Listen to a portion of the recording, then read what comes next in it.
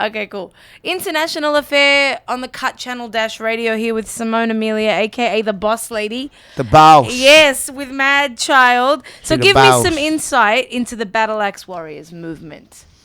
It is How would I join? What type of people do you want to join the movement? Who are you looking for? Well, you seem like an awesome person. Well, so thank you. That would be the main thing. Basically, just people with the first thing about the camaraderie of it is that we sort of all agree and care about underground hip hop and care about the progression of underground hip hop and the preservation of it and making sure that the cool factor stays in underground hip hop, because cultures can be around for 30 years or a part of a culture and then just die. Why? Because they get oversaturated, or because it just becomes corny, or it just becomes outdated. So it's really important, especially with underground hip hop, to keep adding freshness and new things into it to make it continue to stay cool. Not to cut you off, but You just did. I knew you were going to say that. I knew you were going to say that. Just kidding. Growing up in Australia, Yes. and I had a hip hop and R&B magazine. I started a magazine back Wow, home many look years at ago, you. and we featured Swollen members in the magazine a few Thank times. You. Appreciate You're welcome. What I was going to say was, back in those days, like you mentioned Dilated Peoples earlier, and Swollen members and acts like that, Atmosphere and so many different acts, there was a very big distinction, I feel, in those times, because mainstream was really just becoming mainstream for real. Money was really getting injected into mainstream hip hop. Yeah. And so underground hip hop was a very different path taken to the major label route. Right. Do you think those distinctions are still as clear as they used to be? Because you were saying the Battle Axe movement is about preserving underground hip hop. Is it still as strong a differentiation as it used to be back in the day? I think for certain people like myself, I think it's working better for me now. I think I've heard from a lot of people that are big artists, like their managers have asked my DJ, like, how the fuck does he do what he has? He's got this crazy loyal following. Yeah. And a lot of artists now, they'll have a single that comes out and it's big for 3 weeks, and then if they don't come up with that next single, Oh, yeah. the checks And stop. shelf life forever. Bang. Yeah. So it's like we're in this oversaturated world where it's like album labels are giving out single deals instead of album deals. It's like the Wild West, like Jay-Z said in that interview. Nobody knows exactly what's going on. Everybody's trying to figure things out. But what I have is a loyal following, a loyal fan base where I can tour around the world constantly. I can do 200 shows a year, and I can fill mid-sized clubs all over the world. And I think that is something that there might be artists out there that are fucking killing it with some crazy song that's playing in every club, but they don't know where the hell they're going to be in 3 months. Yeah, and from now. people may not even pay to see them live. They wouldn't even want to see them perform. Correct. But So I wouldn't give that up for anything. Yeah. But do I want to broaden my audience? Of course I do. Do I want more people to find out, to at least discover my music, to decide if it's for them or not? Of course I do. We always want to get bigger. So I'm saying, is the distinction, do you think, between mainstream and hip-hop, have the lines blurred more nowadays than back in the day? Because Tech Nine is technically an underground rapper, but he's on the Forbes list as I would say you know what I'm absolutely, saying? yes. Yeah. They definitely have. The perfect example. Tech Nine's a perfect example. Or you could go to very sort of left field groups out there like ICP. Those guys are worth retarded money, like way more money than a lot of artists that are big you would mainstream think, artists. yeah. I mean, Yeah. guys are super. That's because paid. all of these Or guys that we're Immortal mentioning, Technique yeah, because they knew early on to cultivate the fan base. The merchandise was key from the day one. Correct. So yeah, the business mind of an independent artist, I think, is a big difference. Yeah, like I lost almost $4 million to a drug addiction. Yeah, That I had built from what was 3.5 or whatever, but I had built that from nothing, from being an underground independent hip hop artist. You know what I'm saying? So like, I was making paper. Like thank God I'm back and I'm living life, and I don't have to go and move boxes How does that feel? for a living. How does that feel?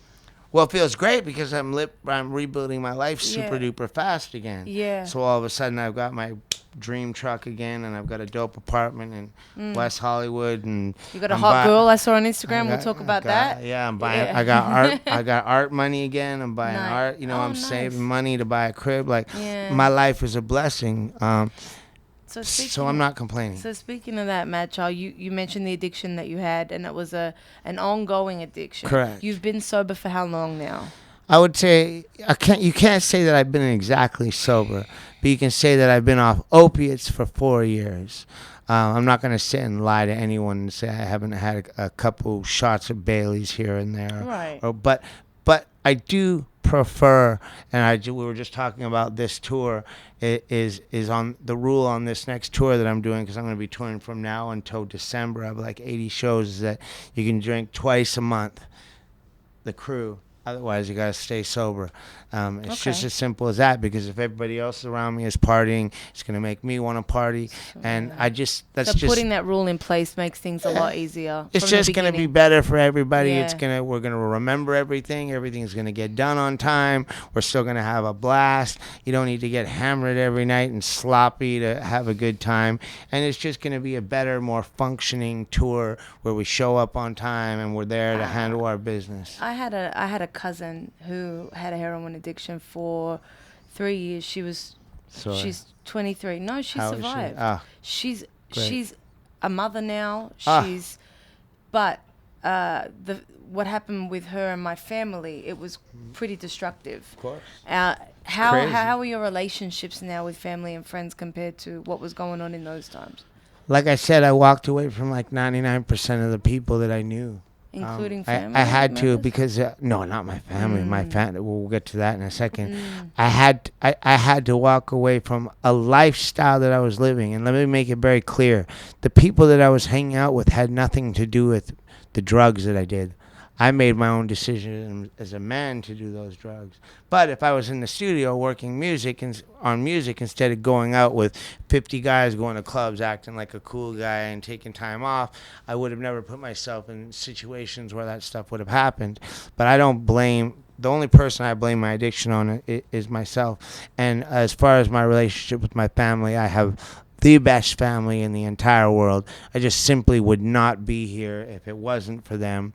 I do have a couple best friends still from the past, like Rocco DiPapalo, who helped save my life and kept all the wolves away from my door when I got off of being a junkie. I was a junkie. Yeah. I lost $3.5 million, and I started making weird deals with people so I could get 10 grand to buy a pill. I had a $500 a day dope habit. So Rocco DiPapalo, who was also like one of the main Battle Axe warriors, shout out to him for being like a true like guardian angel on life. And I'll tell you, a second person who helped save my life is Kevin Zinger. If it wasn't for him, I wouldn't even be allowed back into America. Not only did he help resurrect my life and give me a career, resurrect my career, or give me my first solo career, but he also made it so I'm allowed to live in LA and travel around the world. Like, these are fucking amazing, incredible people. So is it an everyday battle?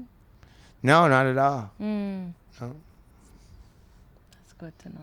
But no, I get it. There was a time where it was an everyday battle for sure. But as time goes on, if you stay away from me, you don't even think about it anymore. Well, I think what you're doing. And plus, if someone comes up to you at a show and their eyes are bulging out and they look like the Cookie Monster and they're like, "Want to do some coke?" You're like, "Nah, I think I'm good. Like, I don't really want to look like how you look like." You know what I mean? So it's not that difficult. The platform that you're taking, which is really just you speaking honestly on what you've been through. It's not so much a platform. It's really just you being extremely vocal and honest about your life experiences to this point. I think it's coming at an interesting time in hip hop because they're calling it drug rap right now. Of course they are, trap and all that stuff, which I like. I like all that music, but the message is, I mean, it is what it is. Negative messages is always the shit that's gonna sell. Sex sells, drugs sell, violence sells.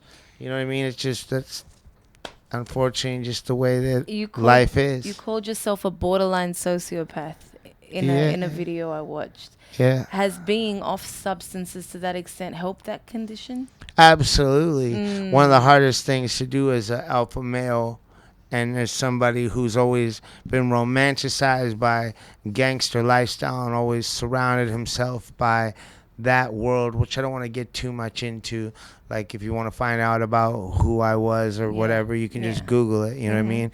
There's no point to keep going into that. But what was the point? Oh, yeah. Letting love into your heart is like the most difficult. It sounds easy, but it's the most difficult person for someone like me to do.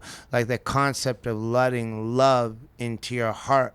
And feeling it. And it sounds corny almost to say, but like, my goal is with my music, and when I talk about it, is to say it and make it not sound corny. And I'll give you a couple examples of artists like Bob Marley or Ben Harper. These are incredible artists that promote positivity and love, but make it fucking sound cool. You know what I'm saying? Like, that is the goal as an artist, is to like push greatness, just push fucking awesome energy out there, but still make it sound cool. And it's like people don't even realize the messages sometimes, are just enjoying the music, you know. And I think sometimes it's the same way with the other thing, like we're talking about how they're pushing drugs. Some kinds of kids don't even realize it's that, they just like the song, but it is making a subconscious. Oh yeah, it's like implant. when I was growing up as a teenager in the 90s, and I was looking up to Little Kim and Foxy Brown and Adina Howard,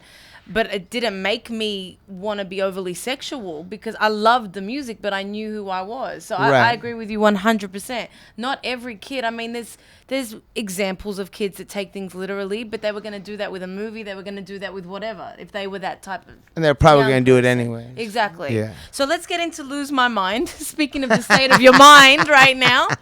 Good segue. Introduce this track. It's from Silver Tongue Devil. Yeah, Lose My Mind is just basically about, like, look, like, I'm probably one of the only artists that talks about mental illness, and like I said, we got to keep these answers a bit shorter, but like, people deal with depression. It's a fucking fact. Absolutely. Nobody in this room can sit here and tell me they don't get the blues once in a while. Nobody can sit here and tell me one out of us 5 people, which is probably only me, has OCD. Like, I'm borderline. Okay, I'm definitely borderline. Actually, Andrew, our camera guy, is too. So yeah. Okay, so we got 3 out of 5 that are admitting like partial OCD. Right. Like, there's all kind of shit out there. Like, ain't nobody perfect, and sometimes our thoughts get into our head, and sometimes people deal with loneliness. Sometimes people deal with anger issues, and I don't think there's anything like wrong with touching on that. So I think that's another thing about the Warriors, is that when I talk about these things, they don't feel alone, and they're like, hey, Madchild is someone I look up to, and I love his music, and I follow him, and he goes through some of the same shit that I go through, so it make them feel better about themselves, so they can be more confident and move forward with life, and still constantly focused on self-improvement. And that's a very important part of being a battle axe warrior. I love that. And I love that on your YouTube channel, in the comments section, you know, you reply to people, people get interaction with you, because that's what it's all about building that. I think a lot of artists don't understand that the communication is what keeps your fans so loyal. So let's play Lose My Mind. It's from Silver Tongue Devil, July 24th. DJ Leon Smith, drop the track, and we'll be back with Madchild.